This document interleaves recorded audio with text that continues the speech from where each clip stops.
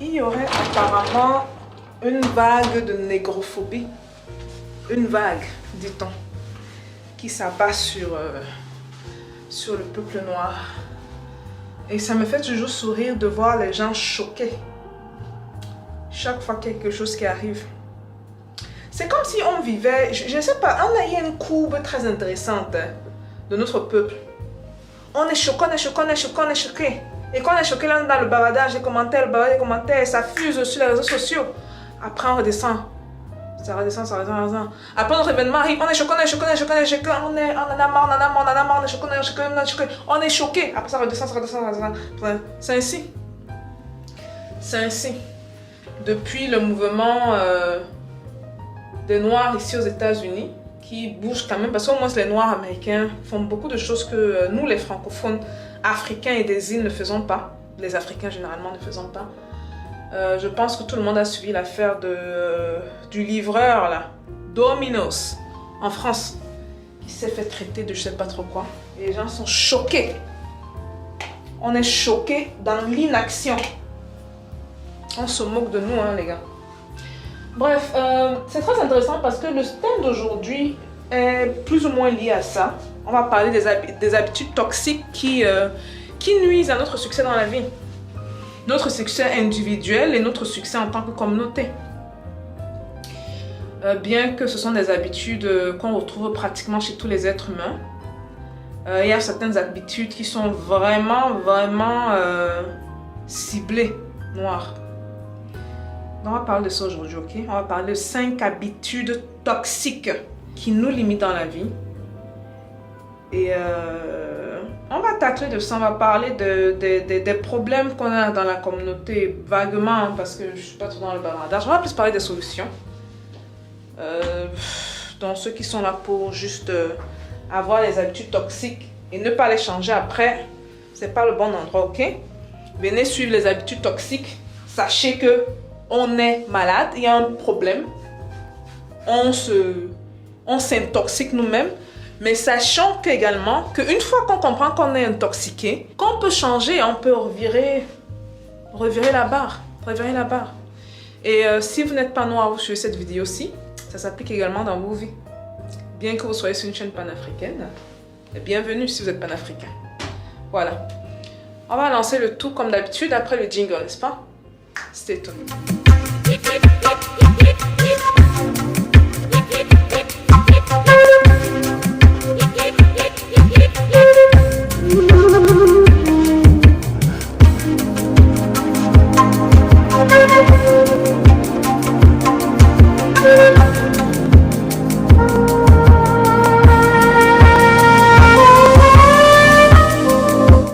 Bonsoir la famille et bienvenue dans Parlons de business. Alors ici on parle de quoi? On parle de business, on parle d'opportunités d'affaires, on parle d'argent. Et on parle de tout ce qui peut faire grossir ton compte bancaire. Et je pense que cette vidéo-ci, c'est la partie un peu qui n'est pas tactile, ok? La partie qui n'est pas touchable, c'est la partie psychologique de notre évolution en tant qu'être humain, premièrement, et en tant que communauté, deuxièmement. Je pense que, bon, ce n'est pas l'objet de cette vidéo-ci, mais c'était important pour moi d'adresser ça. Je pense que les réseaux sociaux présentement sont en feu à cause d'un incident qui a eu lieu entre un noir et un arabe. Je ne vais pas entrer dans les détails. Les gens ont l'air très choqués. Je pense que j'ai quelqu'un qui est très proche de moi. J'ai 2 personnes très proches de moi, dont une partenaire d'affaires qui me disait que la dernière fois qu'elle était choquée comme ça fait très longtemps.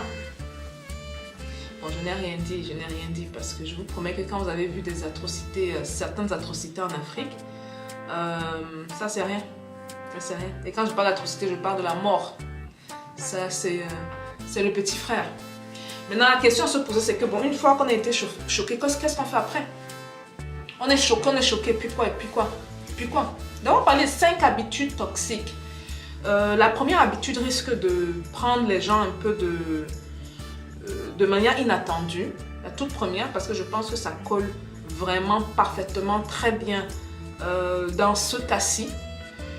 Et pour ceux qui ne savent pas de quoi je parle quand je parle de l'incident en France, allez juste chercher sur internet, vous mettez livreur de pizza Domino France, dans le 10e, je pense quelque chose comme ça à Paris. Autre part, je ne sais même pas quoi il a eu. Il y a un arabe qui a dit... bref, allez regarder. Moi, ça me donne un mot de tête. Okay? Alors, la première habitude toxique dont il faut qu'on se débarrasse, et ça, je vais le dire sur des pincettes. Parce qu'il y a des gens qui vont prendre ce que j'ai dit au premier degré, mais je veux que les esprits assez critiques comprennent le point que je veux faire. Le premier point, la première habitude toxique dont on doit se débarrasser, c'est toujours se plaindre. On est dans les plaintes, matin, midi, soir.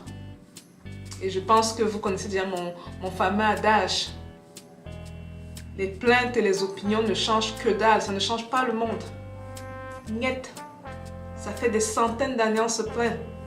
Mais contrairement aux autres communautés, ils se plaignent, mais ils travaillent ensemble, ils agissent ensemble, ils fonctionnent ensemble. Ok, maintenant si on prend ça sur le plan personnel, parce que là j'ai un peu ramené ça sur le plan communautaire, mais si on prend ça sur le plan personnel, c'est très important d'arrêter de se plaindre parce qu'il y a un effet tellement néfaste dans notre tête quand ça arrive. Quand on se plaint, en fait, on se retire, on se met à l'extérieur, on se met comme observateur de la scène. Ok, donc on ne s'inclut pas dedans. On va accuser l'environnement, on va accuser les gens autour, on va accuser le raciste au travail, on va accuser tout le monde, sauf nous. Se plaindre constamment, c'est surtout rejeter le blâme sur d'autres personnes. Donc, quand on est dans ces situations inconfortables ou désagréables, on a tendance à non seulement jouer la victime, ce qui nous dérobe, c'est très important cette partie-là. Quand on se victimise, attention, c'est très important. Ça nous dérobe de notre pouvoir de changer les choses. En fait, ce qui se passe, c'est qu'on rejette. Vous voyez, c'est comme si on se met à l'extérieur et on rejette les situations inconfortables, désagréables sur l'environnement, sur les autres. Alors que la clé, les gars, écoutez-moi très bien, la clé du succès, si vous voulez grandir dans la vie, c'est de se dire dans toute situation, où est ma part de responsabilité? C'est la clé. C'est là que vous savez que vous êtes passé de l'étape d'adolescent à l'étape d'adulte. Quand il y a un truc qui vous arrive et vous vous demandez où est ma part de responsabilité, parce que je pense, oui, je suis de ceux-là qui pensent que dans toute situation, on a toujours une part de responsabilité, même si c'est 1%. Même si c'est 1%. Ok, donc ça c'est une attitude toxique qu'on a déjà personnellement. Donc on est dans certaines situations, on a tendance à rejeter la faute sur l'autre. Et donc à ne pas penser de manière mature et à se demander quelle est ma part de responsabilité dans la situation que je traverse présentement. De manière personnelle, de manière communautaire, quelle est notre part de responsabilité par rapport à la vague négrophobe, une vague qui dure, ça fait des centaines d'années, et les vagues, ça ne dure pas des centaines d'années. Par rapport à l'attitude des autres envers nous, on va s'énerver, néanmoins, on va prendre notre argent, on sera les premiers à les payer, aller dans les mêmes boutiques des Arabes, aller payer la nourriture, prendre notre argent, donner aux compagnies occidentales, alors qu'il y a l'équivalent des produits noirs où notre argent peut partir. Il est là, notre pouvoir économique. C'est de savoir que le dollar, l'euro que j'ai, le franc CFA que j'ai, est-ce que mon argent reste dans ma communauté? Et on est où on est aujourd'hui parce qu'on n'a pas compris cette équation. Les gens nous crachent dessus, on se moque de nous, on nous rit, on nous insulte, on nous je ne sais pas trop quoi. Non seulement on est les premiers à aller embrasser ces mêmes personnes, comme un comédien disait, ce n'est pas bien d'être bon plusieurs fois. Quand tu es bon une fois, ça va. Mais quand tu es bon deux fois, tu deviens bonbon et on te suce. On te suce. Donc dans toute situation, même les plus inconfortables, surtout les plus inconfortables, parce que c'est à ce moment-là qu'on a l'opportunité de grandir et de se poser des questions. Qu'est-ce qu'on fait à notre niveau? Et ne vous dites pas que vous avez besoin d'être millionnaire ou milliardaire pour changer les choses. Moi, je dis toujours aux gens, je parle toujours de la micro-résistance. La micro-résistance, c'est résister au petit niveau où on est. Le 100 € qu'on a dans notre poche, le 100 $ qu'on a dans notre poche, le 50 $, le 50 €. N'allez pas rendre les autres communautés plus fortes. Et après, quand ils viennent vous cracher dessus et vous traitent de rien, alors que c'est votre argent qui les rend plus forts, ne jouez pas aux victimes. Ne jouons pas aux victimes.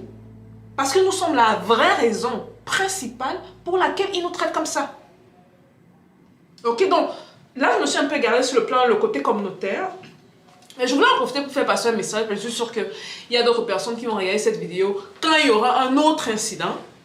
Et malgré la vague d'énervement qui va encore arriver et descendre, les gens vont continuer avec leurs vieilles habitudes de ne pas réaliser que leurs 50 $ qui vont chez le Libanais, qui vont chez le Français, qui vont chez l'Américain, au lieu de rester à la maison chez les Africains, c'est ça qui fait qu'on nous traite de n'importe quoi.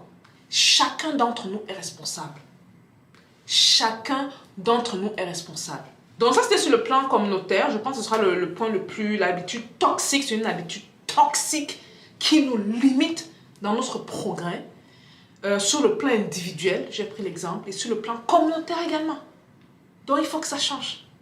Et je vous ai donné des solutions. Parce que moi, je ne parle pas juste de ce qui ne fonctionne pas. Je vous dis ce qui ne fonctionne pas. Et je vous donne toujours des solutions.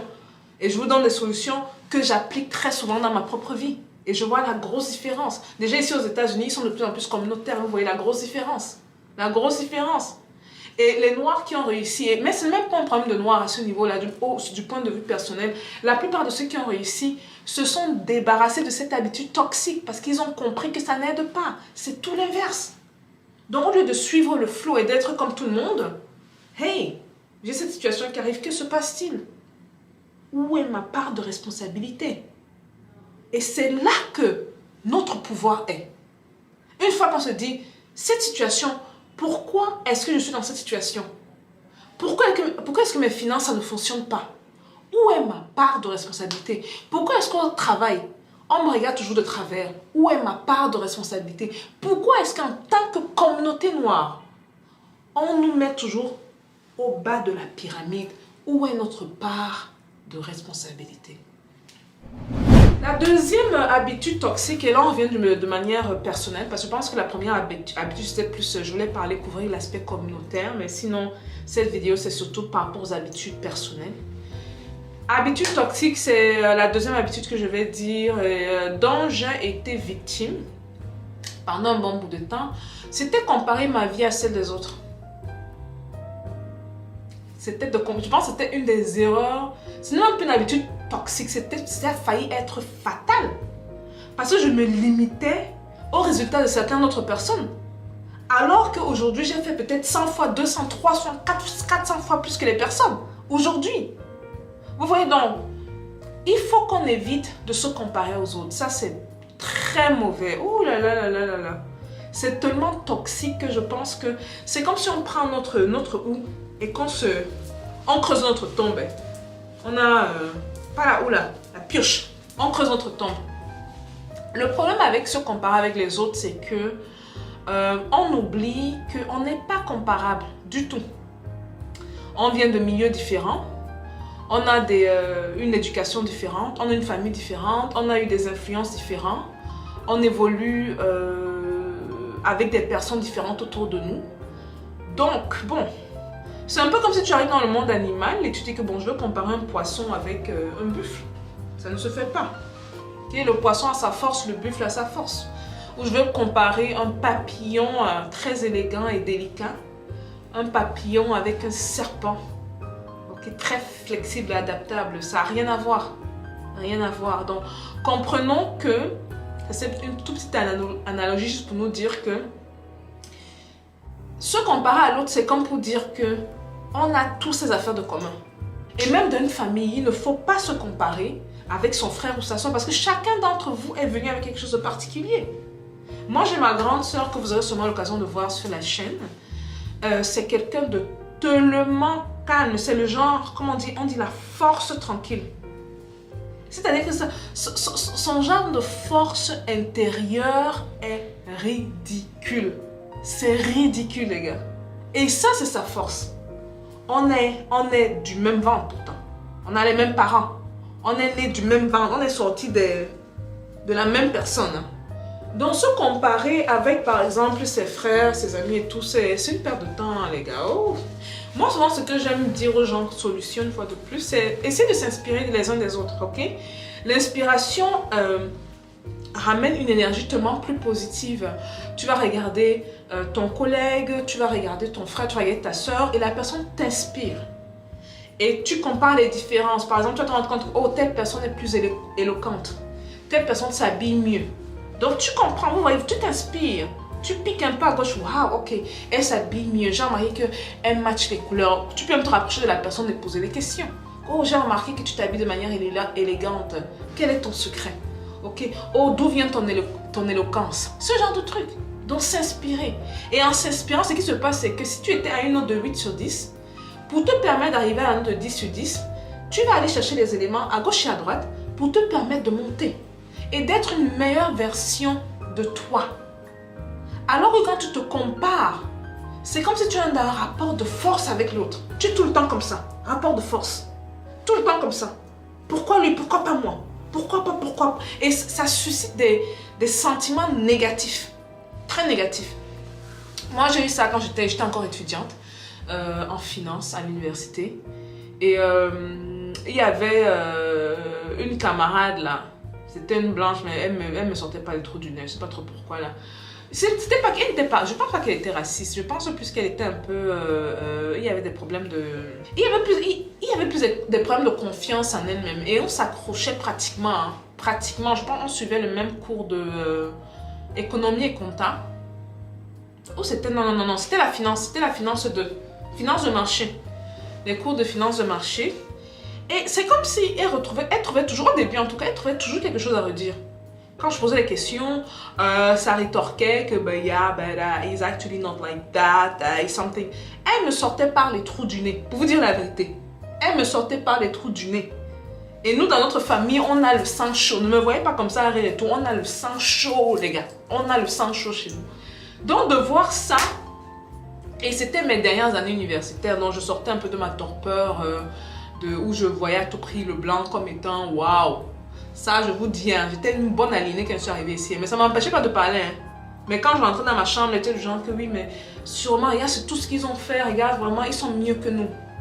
Vers mes dernières années d'études, là, en finance, j'étais plus la Stéphanie qui sont arrivée de manière aliénée, du genre waouh, le blanc, waouh, le pays, waouh, les États-Unis, waouh, le Canada. Non! Ah! T'es du genre que what? Tu as un cerveau, j'ai un cerveau. J'ai même grandi dans de pires conditions que toi, ce qui me permet même d'être adaptable et plus fort que toi si on nous met sur un certain terrain. Les gars. Donc pour revenir à la petite histoire, donc c'est ça. Donc elle était un peu... Donc en fait, après je suis arrivée à un niveau de comparaison. Surtout qu'elle était bonne, je ne vais pas vous mentir. Elle était vraiment bonne. Finance de marché, finance de... Elle me tenait sur mes trucs du genre. À la limite, même je travaillais même quand je partais en classe, parce qu'on avait cours une fois par semaine. Quand je partais en classe, c'était plus pour la défier, c'était plus pour la, vraiment la comparaison. Qu'est-ce qu'elle a fait aujourd'hui? Et on était arrivé à un point de comparaison tellement malsain que c'était même devenu, oh, tel gars parle à tel gaa lui parle. Bon, c'était elle qui le faisait, hein, parce que moi, je vous ai dit que je ne suis pas trop intéressée par les mecs. Mais j'ai remarqué ça chez elle. Du genre, les potes, les hommes, et moi, dans mon entourage, je suis beaucoup entourée d'hommes, dont les hommes viennent me parler de manière naturelle, ok? Et j'espère ne pas être laide non plus. Donc, du coup, tu es quelqu'un d'agréable, tu es quelqu'un qui n'est pas très laid. Bon, et puis les gens conversent. Donc, apparemment, il y avait dans ce groupe-là une des personnes, et ça, c'était en début de session, hein. C'était une de mes dernières sessions à l'université. Un des gars qui convoitait, il était quand même assez charmant, mais pas mon genre, là, blanc, blond, aux yeux bleus, façon. Qu'elle convoitait, donc qui est venu, et puis on est devenus de bons camarades et tout. Bon, c'est devenu la guerre. Ce que je mettais maintenant, comment je m'habillais, il fallait qu'elle fasse ça, il fallait qu'elle me fasse des remarques, il fallait qu'elle machin truc. J'ai gardé ma langue dans la poche, même pas 2 mois. Hein. Je pense que le 3e mois là, ça a pété, les gars, je dit c'est 4 vérités. Comme on disait que je disais, oh, je suis africaine et tout, on disait déjà, ah, comme on est un peu mou là. Alors que si je disais que je suis noire américaine, on ne bloque pas les noirs américains ici là. Africaine était un peu molle façon. Ah, j'ai dit que quoi? Et que tu veux savoir qui je suis, comment on est dans notre famille, ça a pété les gars. Est-ce que je suis fière de moi? Je ne suis pas fière de moi, ok? Avec du recul, hein, j'observe la scène ayant grandi de cette situation-là, est-ce que j'étais fière de moi? C'était vraiment, c'était une relation un peu, je sais pas, de comparaison. Qu'est-ce qu'elle va mettre aujourd'hui? À qui va parler aujourd'hui? Les remarques qu'elle va faire aujourd'hui? Et je jouais son jeu, c'est ça le pire. Parce que au moins, si des gens se comportent ainsi autour de vous et vous ne jouez pas le jeu, ça va. Et vous vous inspirez plus de la personne, ça a plus tendance à énerver les gens qu'autre chose. J'ai tiré de ça des leçons très importantes parce que j'étais tellement nerveuse chaque fois que je devais aller à ce cours. Juste à cause de cette Annabelle, Babel, whatever her name was. Ok, tellement nerveuse. C'est vrai que ça développait en moi beaucoup de testostérone. C'était agressif quand même, sur ce plan, je dois vous dire. Mais dans le même temps, est-ce que ça m'a vraiment fait grandir? En Europe, peut-être de me donner la rage d'être la première de cette session-là, de cette classe-là. Pas vraiment. Et donc, ça suscitait plus des sentiments négatifs qu'autre chose. Et c'était toxique, hein. Je sais pas, j'ai pas aimé. Avec du recul, en tout cas, j'ai pris du recul, j'ai regardé, mais qu'est-ce que tu as grandi de ça? Tu as appris quoi de ça?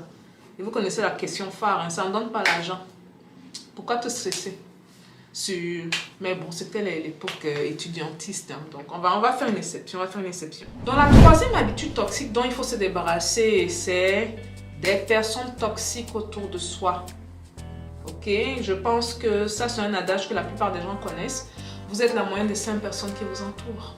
Okay? Dis-moi qui tu fréquentes et je te dirai qui tu es. Montre-moi tes amis proches et je te dirai qui tu es. C'est tellement vrai. Tellement vrai. Si vous marchez avec des personnes qui aboient, c'est juste une question de temps avant que vous-même ne commenciez à aboyer. Okay? Donc la troisième habitude toxique, c'est vraiment de éloignez-vous des personnes toxiques. Donc, je parle des personnes qui se plaignent, je parle des personnes qui comparent. Il y a d'autres aspects, après on va parler des personnes qui mal parlent des autres. Oh, ça, c'est super important. Des personnes qui mal parlent des autres. Donc, si vous voyez que vous n'avez pas tendance à grandir avec le cercle de personnes avec qui vous êtes, peut-être il est temps de vous chercher un autre cercle. Peut-être il est temps de vous chercher un autre cercle. Ok, ça fait souvent très mal. Mais ce qui est sûr, c'est que vous avez pu arriver au point où vous êtes directement, surtout à cause des personnes que vous avez autour de vous. Moi, il y a un certain type de personnes dont je m'entoure toujours et je reviens au niveau des solutions, bien sûr. Je m'entoure des personnes qui ont les qualités que je n'ai pas. Contrairement à ce que beaucoup pensent, les gens pensent que je suis très patiente. Même mes amis très proches, je ne suis pas patiente du tout. Mais j'ai eu à développer avec le temps parce que je me suis entourée de quelqu'un de tellement patient dans ma vie. C'est ridicule. Tellement patient. Et ma famille saura de qui je parle. La personne est tellement patiente, je me dis que parfois, est-ce que c'est moi le problème? Que je m'entoure de personnes bien plus intelligentes que moi. Vous allez vous rendre compte que si j'ai 5 amis, je suis probablement la plus stupide dans le tas. Je ne le dis pas avec humilité, je le dis parce que c'est vrai. Ok? Donc je m'entoure de personnes très intelligentes, je m'entoure de personnes sages. Donc très souvent, vous allez vous rendre compte que mon cercle de personnes autour de moi sont des gens qui ont un écart minimum de 10 ans. Donc des gens dans la quarantaine, dans la cinquantaine. Maintenant, est-ce que l'âge rend les personnes sages? Non, pas du tout. Mais on a plus de chances de trouver des personnes âgées, sages. Okay? Donc, je m'entoure souvent des personnes d'un certain âge. Donc, je m'entoure vraiment des personnes bien. Des personnes qui avant-gardistes, donc des personnes qui pensent en avance, des personnes portées sur la tech, des personnes, des nerds, comme on dit, des geeks, comme on dit. Et souvent, je vais chercher les Américains parce qu'ils sont très connus pour ça, hein, en termes de personnalité. Est-ce qu'ils mal parlent? Ils n'ont pas trop le temps de ça. C'est même pas la culture américaine. Assez portée sur l'action. Et souvent, vous allez vous rendre compte que même les gens avec qui je traîne pas à tout près de meilleurs amis, ils n'ont pas besoin d'être les meilleurs amis du monde, quoi. Ouais, mais du moment que je sais que non, avec cette personne je vais grandir, ça me dérange pas de m'entourer de la personne. Et je dis à la personne, hein, je lui dis carrément que je veux leur dire que voici un truc que j'apprécie chez vous. J'apprécie ça chez toi. J'apprécie ta patience. J'apprécie I love the fact that you're a nerd. Vous vous rappelez dans une des vidéos, je disais qu'un des trucs qui me fait craquer chez les gens, c'est l'intelligence. Et quand je disais ça, ne parle pas de manière sexuelle. Parce que je vois, il y a certains frères là. La petite anecdote, après la vidéo, on a reçu tellement d'emails de personnes qui disent ouais, je suis intéressant. Les hommes, je suis intelligent. And I'm like, okay, but what's the point? Non, c'est pas à tout prix sexuellement. C'est bon, quand sexuellement, amoureusement. Même les femmes intelligentes, ça attire. Ça attire. C'est quelqu'un que tu vas avoir à tes côtés. C'est quelqu'un que tu vas écouter. C'est quelqu'un parce que tu grandis. Et non, c'est pas sexuellement. Ne m'attribuez pas des choses que je n'ai pas dit sur moi. Les frères. Bon, la quatrième habitude toxique dont on doit se débarrasser, c'est, je pense l'avoir également mentionné dans le passé, essayez de ne pas regarder la télé plus d'1 heure de temps par jour. Si vous passez la barre d'1 heure, vous perdez et brûlez vos années de jeunesse. Clairement. Et je dis même 1 heure, par défaut. Idéalement, vous ne devez pas regarder la télévision. Ok? C'est du temps perdu, c'est du temps que vous pouvez utiliser à travailler sur votre rêve. Parce que pour vous, peut-être 3 heures de télé par jour, ce n'est rien. Mais faites le bilan après 1 mois. On est à pratiquement 100 heures de télé. On a plus de 90 heures de télé. Si on ne compte pas le samedi et le dimanche où certaines personnes passent plus de 3 heures devant la télévision. 100 heures par mois, c'est énorme. C'est assez de temps pour commencer à lancer votre business. Et devenir millionnaire en 2-3 ans. Oui, je le dis et je le répète, devenir millionnaire en 2-3 ans, c'est assez de temps. C'est énormément de temps. Ok, donc réduisez le temps que vous passez devant la télévision, 1 heure maximum par jour. C'est une habitude toxique parce que ça vous dérobe de vos capacités de devenir une meilleure version de vous, donc de travailler sur vous. Et de voir exactement où vous pouvez vous améliorer. De lire certains bouquins sur certains aspects de la vie, de voyager, que sais-je, ou bien même de parler de vos finances, de planifier votre vie, parce que la planification également est super importante. Planifier un minimum, hein, pas planifier tout dans les détails, mais planifier un minimum, quoi. Et la 5e habitude quand même qui est assez liée à la 4e habitude, on va parler de ce que j'aime parler le plus, hein, l'action, les gars, ok? L'habitude toxique, c'est de fantasmer. Je pense que j'ai vu tellement de personnes fantasmer sur la vie qu'ils peuvent avoir. Vous voyez, ils sont vraiment dans leur tête, là. La vie que je peux avoir. Oui, dans 10 ans, je serai dans cette situation, avec telle personne. Oui, mais qu'est-ce que tu fais aujourd'hui pour changer demain? Parce que la réalité, c'est que le seul pouvoir qu'on a dans notre vie, c'est maintenant. Beaucoup sont, je sais pas, ils sont dans une bulle. Oh oui, nous les Noirs, les choses vont changer. On espère. Je ne parle même pas de ceux qui passent le temps à prier et à ne rien faire. Ça même c'est la chose la plus fatale. L'espérance sans action. C'est la chose qui va... C'est que un peuple doit être éliminé, rasé de la surface de la terre. C'est ceux qui seront dans l'espoir et dans les prières sans action. Donc le fantasme, c'est une grosse gifle hein, à vous-même. Parce que j'aimerais ça que vous imaginez un peu le futur, vous dans 10 ans. Imaginez, faites une petite pause un peu. Imaginez le futur, vous dans 10 ans. Qui vient vous voir et qui vous dit « Je suis où je suis à cause de toi. Tu n'as pas fait ce que tu devais faire pour que je sois à ce niveau-ci. Tout ce que tu passais le temps à faire, c'est te plaindre sur les réseaux sociaux ou à t'imaginer comment ta vie sera meilleure ou à espérer que ta vie soit meilleure. » Ok les gars, donc, vous comprenez donc la solution à ça, c'est d'arrêter de fantasmer, clairement.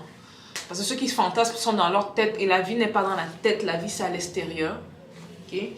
C'est comme quelqu'un qui voit les fusées, là, la bombe atomique arriver chez vous.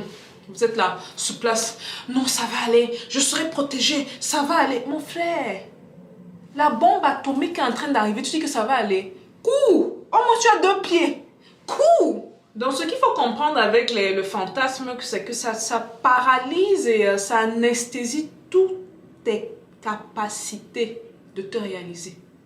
Parce que tu te projettes tellement dans le futur et tu vis tellement demain que tu ne réalises pas que demain est bâti aujourd'hui, se construit aujourd'hui, en tant qu'individu, en tant que communauté.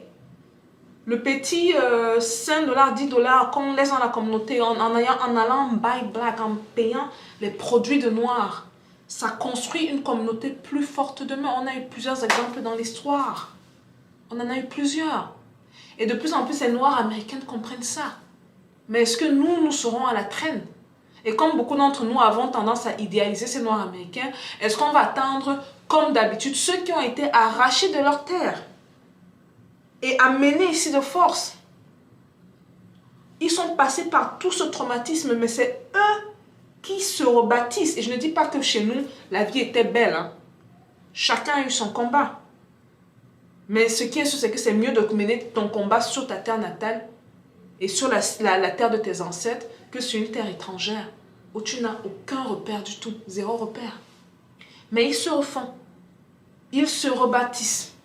Et vous voyez les affaires, les lobbying, certaines lois qui sont passées ici, c'est parce que certains Noirs ont compris ça, ceux qui ont l'argent. Maintenant, s'ils sont 10, 15 en haut là, parce que c'est suffisant, non, on a besoin de plus de personnes. Et pour ce faire, il faut qu'on commence avec un principe de base qui est le communautarisme, c'est basique.